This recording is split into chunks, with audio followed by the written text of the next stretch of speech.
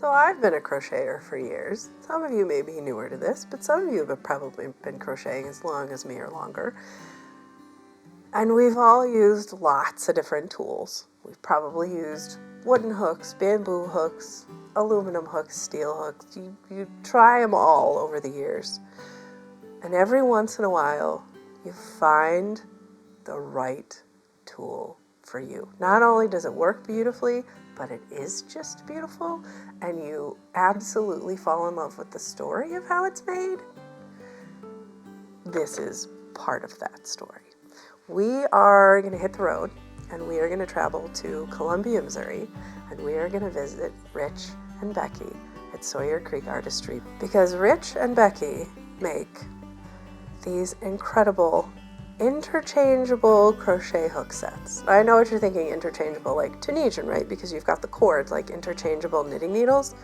No, my friends.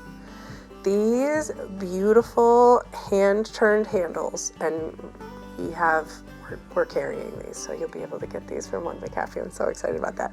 Rich makes 3 different base handles. So this is the slim one, then there's a bulb, for those of you that need like a good ergonomic handle, and there's one that's shaped a little bit more like your fingers.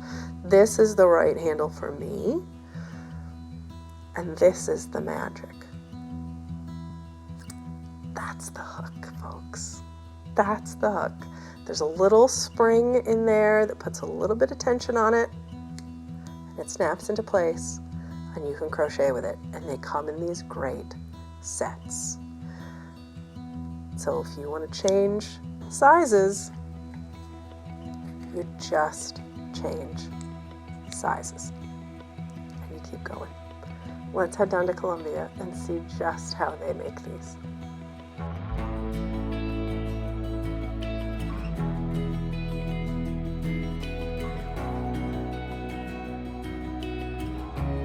So this is like being at home. I mean, going from Kansas City down to the outskirts of Columbia is kind of for me like going out to visit my kids out near Boston and then driving back home to the mountains of Western Massachusetts. It's soul soothing to me to head out into the wilds.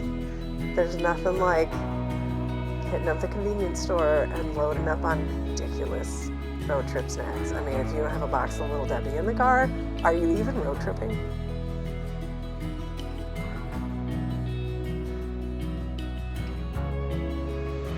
Drive through some of these little towns, and I really see the difference between this and Hamilton. It's nice to see a little town come back like that. So when a tool like this falls into your lap, if you're like me, you want to know who, what, why, where, when. All the W's from when we learned how to write as kids. Who made this? Why do they make it? How do they make it? When did they start making it? And why do they make these great tools? We're going to head down to Columbia and meet Rich and Becky and get answers to all of those questions and more.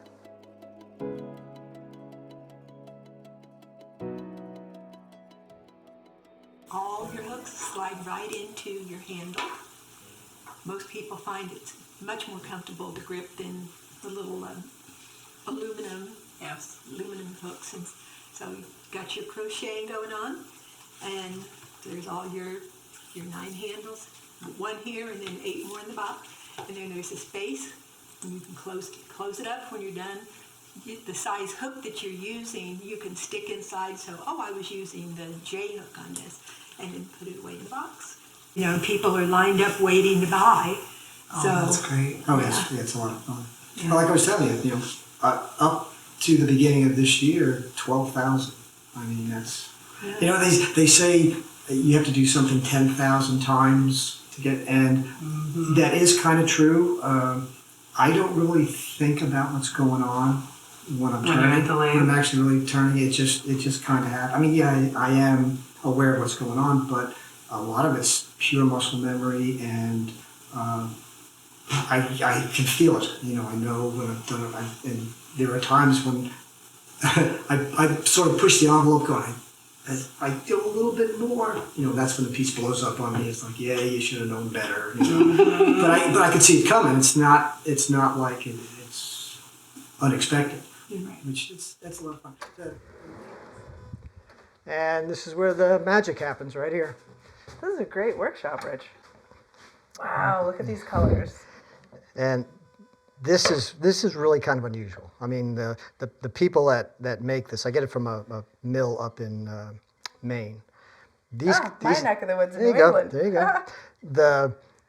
go. They make lots of different color combinations. So what I get from them is that. I mean, it's a sheet about twice as long as this. All those layers in that big sheet. Yep, and this is all white birch that they dye and then they laminate it together. So I get one of these, I go over to my bandsaw and start chopping it up into pieces. So I get lengths, then I cut it to the length I need, and then at this point, after I've cut all this stuff up, it's just a piece of wood. I can't do anything with it. So in order to hold this little device in there, I've got to drill a hole in it, which is what I'm doing. Press. Drill press, right? Yeah. Drill a hole in that. Then I've got to glue. There's a piece of brass that gets glued in here. Oh, look at that. And that's epoxy. That's just like step 1, make all these cuts. Step 2, do the drilling. Step 3, I got to glue it. I haven't even started turning anything yet. I'm already like 2 days into doing this. All your prep work. Right. And when I do this, I don't do like 1 or 2. I'll do 200 or 300 at a time. So I'll spend one whole day just cutting the stuff. Another day doing that. The turning on the lathe, that's for me the fun part. But I don't get to do that until I've done all of this prep and everything. And the first few years I did this, it was kind of boring. It's like, do I have to do all? It's like back working in a factory. But I've gotten to the point now. I listen to NPR, so it's not all good. Mm-hmm. So anyway, I've got one of these, and I've drilled it out. I've glued this in here, and at that point, I'm pretty well ready to go. Now I can start turning.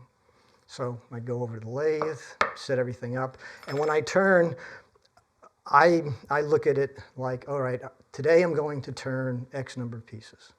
So I turn them all, and maybe I get done at 3 o'clock in the afternoon. So I may work on some other projects because my schedule, the way I do it, is that I'll work until dinner time, have dinner, and I have a bottle of beer with dinner. Well, once that happens, no more touching a tool that's sharp, nothing that's moving. That's it. I'm done. No machines. So in the evening, after I've turned a whole bunch of these, I'll put a first coat of shellac on them.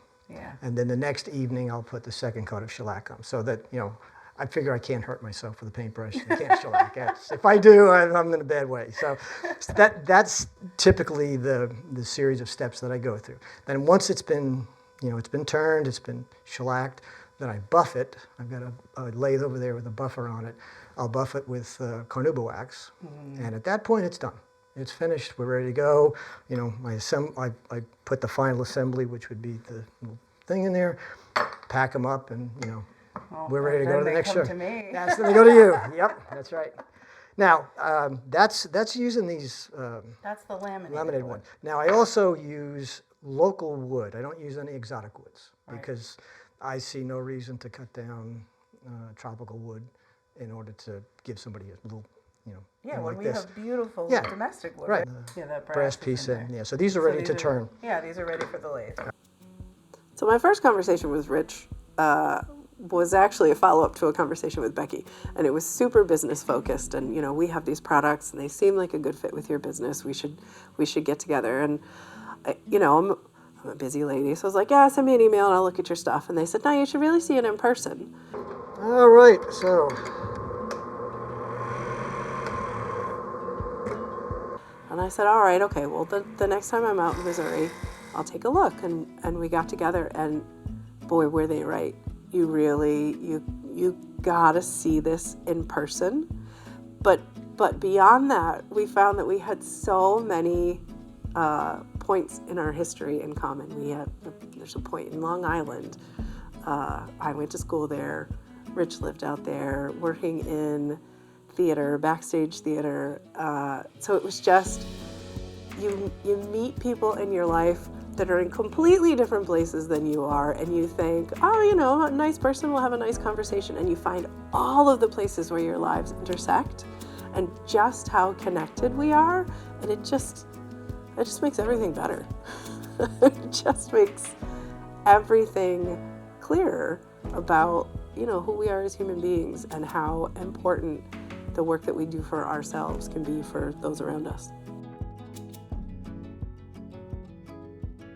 The lathe is sometimes called a time machine because you don't have no sense of time of what's going on. You just, I got a clock on the wall and I'll listen to NPR, but they never tell you the time on NPR. And if I'm listening to a book on tape, there's no way of knowing. So she'll come downstairs and flick the lights on and off to get my attention, and there's like, you know, she'll do this. Like time to eat. I look at that 7:30. Yeah. We think about, you know, you think about your first career, and it's, for most of us, it's pretty cut and dry. It's, you know, straight into whatever business you end up working in, and like, that's it. That's going to be your life. And then when you're done, you retire. And I think a lot of us forget that art and expressions of art and creativity can be a huge part of our life, even if it's just a little hobby, but it can also end up being a second career. And sometimes those second careers, that creative explosion that happens when you allow yourself the time and the space to let it happen, can happen in some pretty surprisingly secluded places. So anyway, you know, making this huge quantity, like 12,000 pieces, it's not just like manufacturing. You know, it's more than that. And it's kind of cool that I had a commercial career making things, but it was, like we were talking about, it's dog-eat-dog. And now, we're doing this with people that are creative. Yeah. That's just, I mean, you see that all the time, right? Yeah, when the work feeds your soul, and then you can reflect that back out into the world with the other people that you work with. Yeah. There's nothing better than that. Yeah, I never really appreciated it. I would have just looked at it like it was so cool, just so bad. It's a whole thing. And then you know, doing the after industry, I never paid any attention to costume. Our stuff was all lighting and sound. And when we started doing this, now we sell to costumers. Oh, And now I'm looking at what they do and seeing an entirely different skill set that's just, it's amazing. So I've got a whole bunch of things here. I mean, these are other products besides just the crochet handles. But these are the two basic shapes that I'm making for you guys. Yeah, I'm so excited about these. I know a lot of our crocheters that crochet with a thumb on top are really going to appreciate that bulb that sits in your palm. Not only that, but if someone has either a little bit of arthritis or, you know, any kind of a hand issue, the thicker one really helps. Yep. Maybe 10% of my stuff really thick, specifically for that, because people that have got hand problems. I mean, I've got, from using the lathe, I've got this finger doesn't work as well as it used to anymore. Yeah. And I get that. I understand that you can only just grab so much. A little as we get older. Yeah. It sucks getting old, right? Yeah.